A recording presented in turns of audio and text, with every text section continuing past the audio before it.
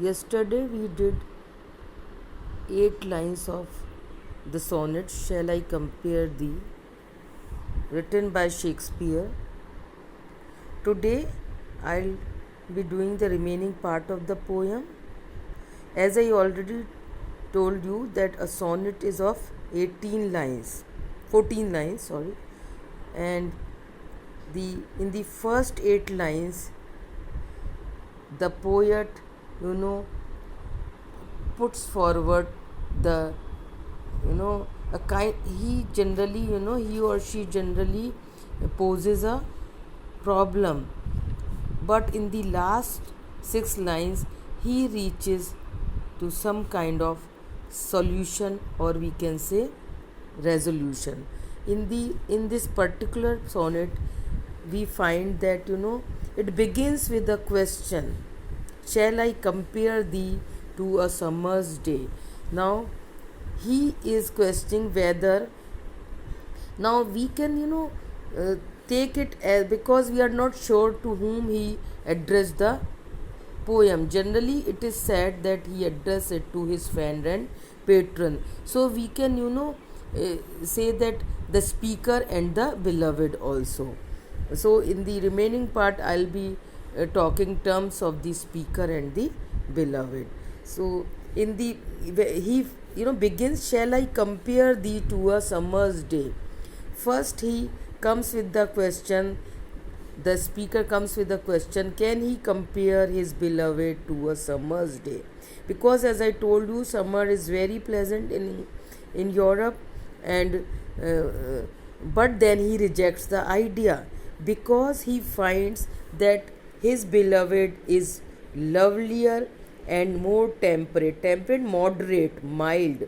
Because as I told you yesterday also, summer is not constant. Sometimes it is dimmed, dark, eclipsed by, engulfed by cloud, and sometimes it is too hot because of the, scorching rays of the sun. And so he rejects the idea of comparing his beloved to a summer's day because of the inconstant nature of the summer season. Inconstant, which is not stable. कभी ज़्यादा, बहुत ज़्यादा गर्मी है और कभी अंधेरा है. There is no brightness, and so he rejects the idea. Now, you see that summer is a symbol of youth also. Summer is followed by winter, which stands for both old age and also the, chill that you feel. So now in the 6 lines he says, as I told you yesterday also, there is a comparison or contrast between art and nature, art and life. In nature, he says everything is temporary, as he talks about the, changing course of nature, means the movement of time. Time ages everything. Beauty wrinkles, gold complexion dimmed. Gold complexion dimmed, he is talking about the beauty of the sun, which is also dimmed, becomes, it becomes faded because of the, when it is engulfed by the darkness of the clouds. But he says that the beauty of the beloved is eternal, it is not going to fade. And how it is not going to fade, he is going to tell you in the last 6 lines. But thy eternal summer shall not fade. Thy, he's addressing, the speaker is addressing to the beloved.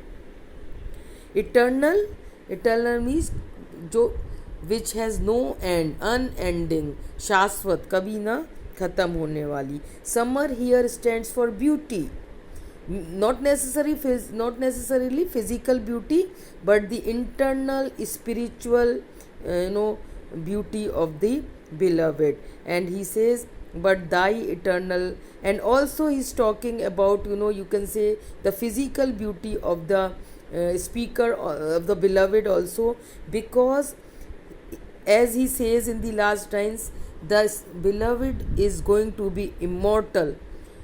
her beauty, physical, internal, spiritual, it is all going to be captured in this particular sonnet. So say, but thy eternal summer shall not fade, it is not going to come to an end.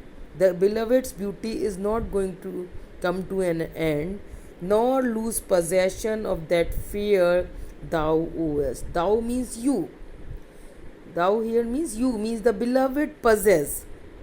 What does she possess? She possess beauty, fair, and she is not going to lose that beauty, because nor shall death brag thou wanderest in his shade. Generally, what happens? Everything becomes, every person, dies. So, death, death has been personified. Brag means to boast, means death, is boasting of its victory, that it wins over everybody. Everybody dies, and then it becomes, death becomes a winner. So he says, but now death cannot, boast that you are wandering in his shade. His has been, this pronoun is for death.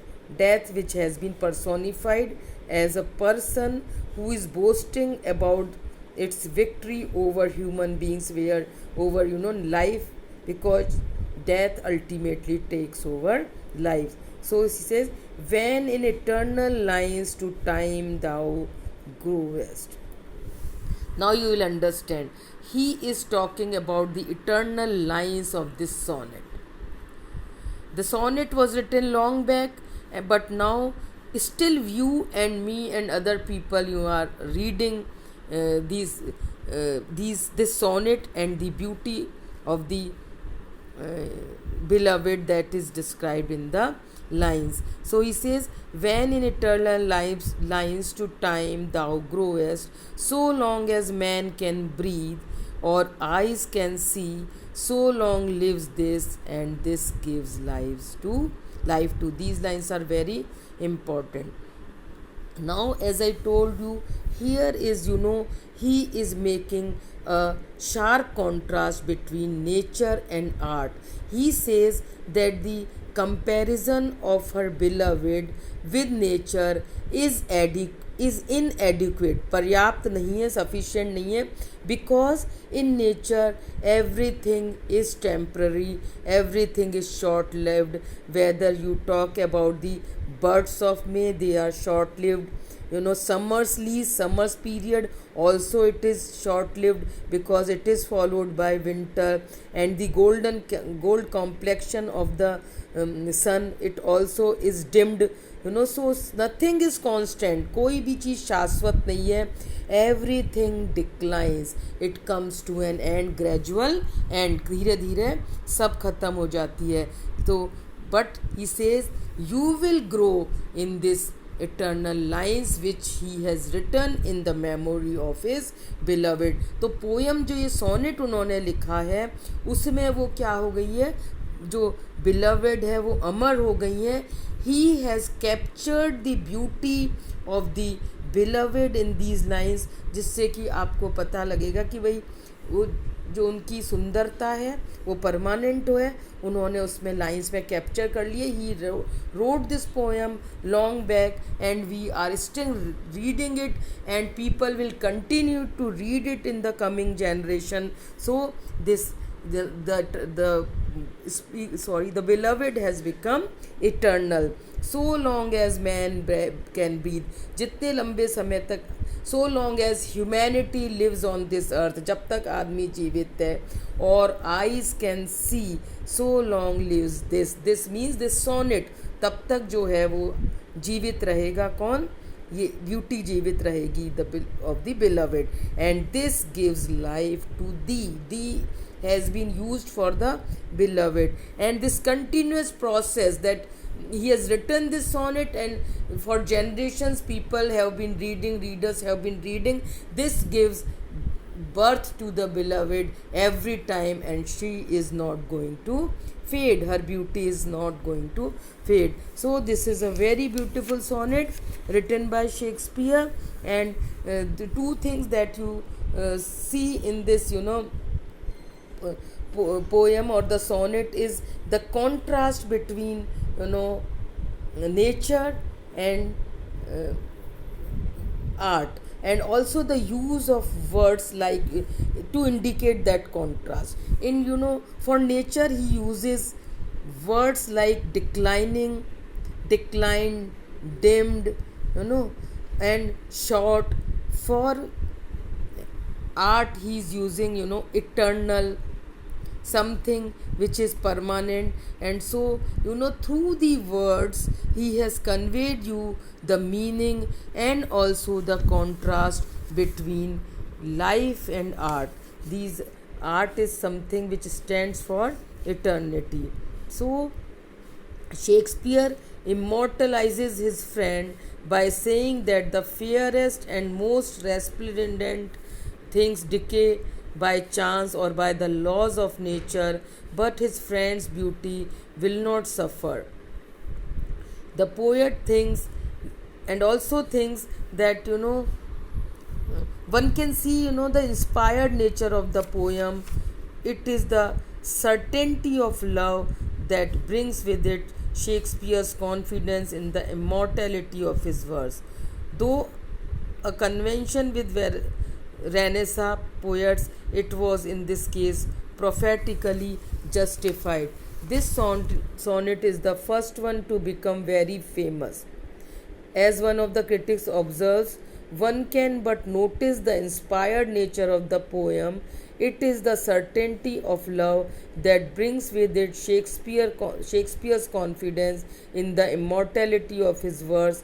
Though a convention with Renaissance poets, it was in this it was in this case prophetically true. So you read the poem, and I have also shared one of the best videos, with you, where